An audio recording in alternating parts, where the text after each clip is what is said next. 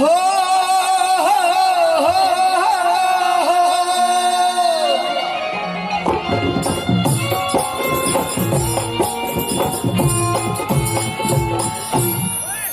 कि जय गणेश मंगल करना विघ्न हरो गणरा एक दंत करी बलि वदना सीधी करो ममका कि माँ के ज्योति से नूर मिलता है सभी के दिलों को सरूर मिलता है कि माँ के दरबार में जो जाए खाली हाथ उसे कुछ न कुछ जरूर मिलता है।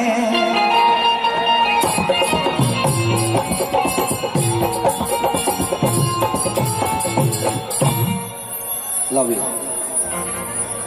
कि कुछ ऐसा कर कमाल कि तेरा हो जाओ किसी और कहो फिलहाल तेरा हो जाओ।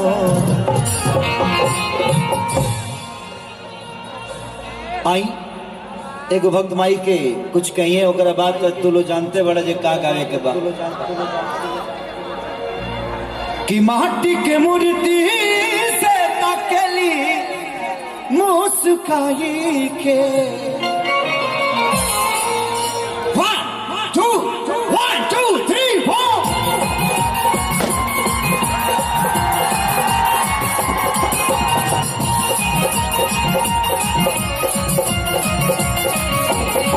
अरे तनी ताली बजाओ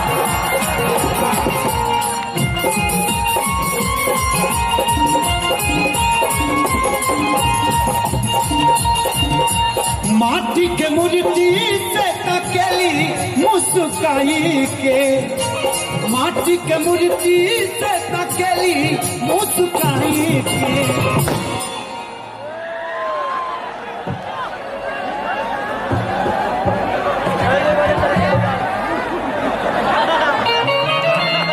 भाई देख लिया जब हैने तबे फोड़ी हो ना तो पता चला जब मैं इन्हें के सिस्टम है ना गोई थोड़ा सा ध्यान दे दिया बहुत काम करेगा बहुत लोग के सिनेमा साइन कैले बनी कि जब रूप सुहावन लागे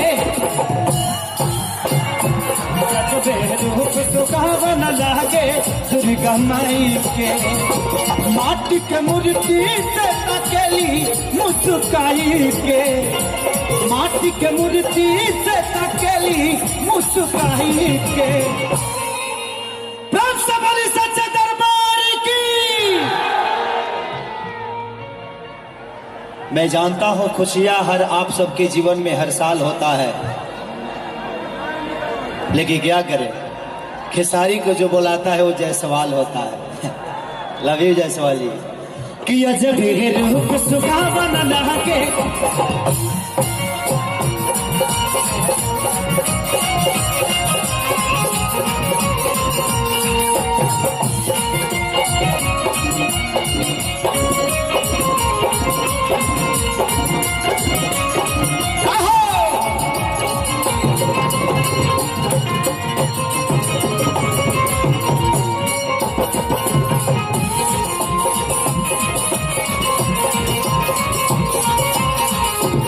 जब रूप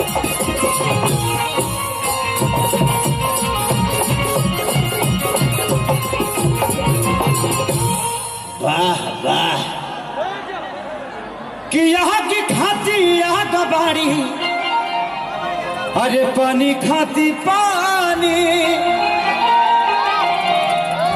जैसे चाहे वैसे अरे मिले माता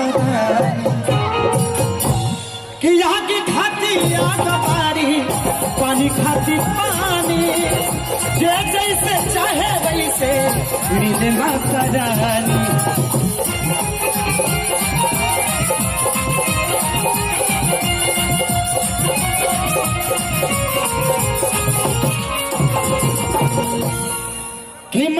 मैया सभके दर्शन देली मन हरसाई के।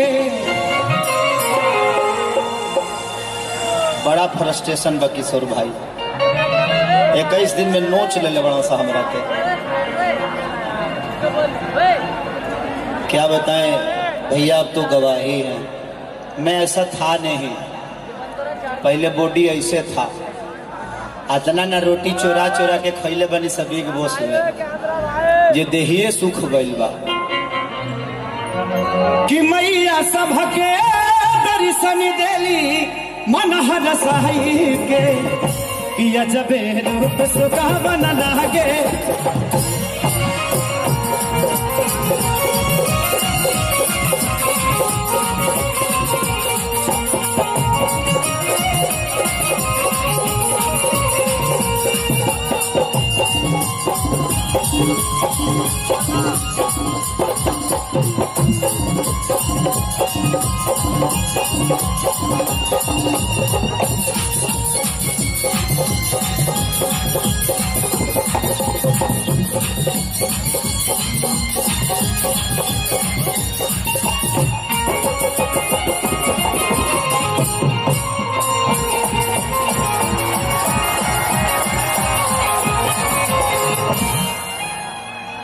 आज बहुत अच्छा लगा जब मैं सुबह उठा।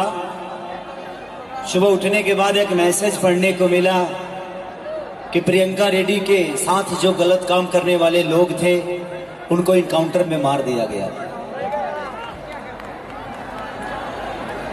ये कितना अच्छा न्यूज हमारे सबके लिए है, हमारे लिए संकेत है। हम लोग बोलते हैं कि अपने बेटियों को समझाओ, लेकिन नहीं, अपने बेटों को भी समझाना पड़ेगा आप सबको कि अगर आपका बेटा ही अगर हर लड़की को बहन बनाना और मानना शुरू कर दे तो शायद मुझे नहीं लगता कि जिस हिसाब की प्रियंका रेड्डी के साथ हुआ, बक्सर में हुआ, समस्तीपुर में हुआ, झारखंड में हुआ, दिल्ली में हुआ, ये चीजें नहीं होगी। हमें जानना पड़ेगा कि हमारे घर में एक बेटी है, हमारे घर में भी बहन है, और वो भी किसी की माँ थी, किसी की बहन थी जिसके साथ हमने गलत किया है। ये हमारे समाज के लिए अच्छी चीजें नहीं है। इसलिए मैं आप सबसे अपील करना चाहता हूं कि जिस माँ के कोख से पैदा होते हैं, हम अगर उस माँ के कोख को ही गंदा कर देंगे तो शायद हमें इस धरती पे आने का कोई मतलब नहीं।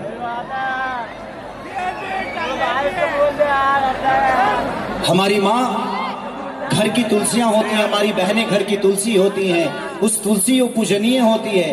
अगर हर बेटी के साथ ऐसा ही होगा तो लोग अब बेटी पैदा करना बंद कर देंगे। माननीय नरेंद्र मोदी के बेटी बचाओ बेटी पढ़ाओ का अभियान जो शुरू हुआ,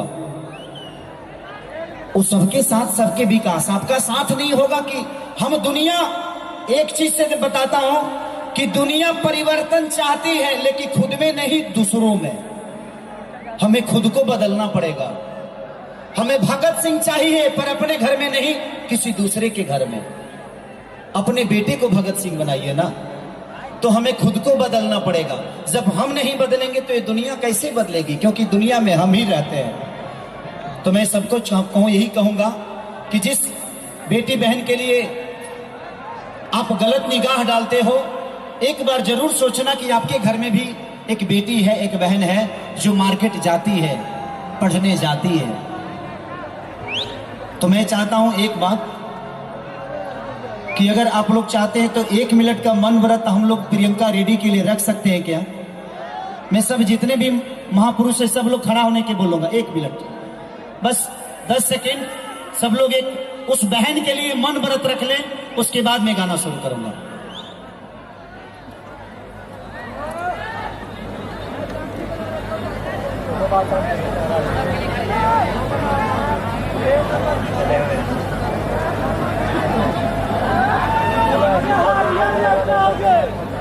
थैंक यू, लव यू। और उन सारे बहनों के लिए जिनके साथ गलत हुआ है, उन सारे बहनों के लिए ये मन व्रत था। प्लीज आप भी कोशिश करिए कि आपके हाथ से कुछ ऐसा ना हो जिसे आपके माता पिता को शर्मिंदा होना पड़े।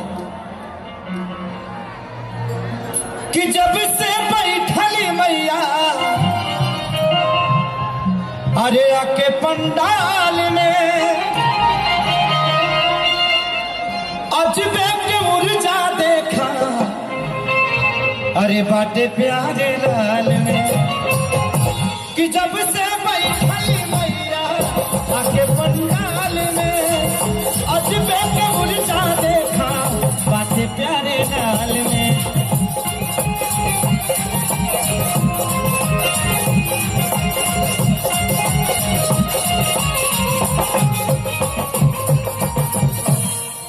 वाह कि खेसरिया सब कुछ पवलस देवी भजनिया गाई के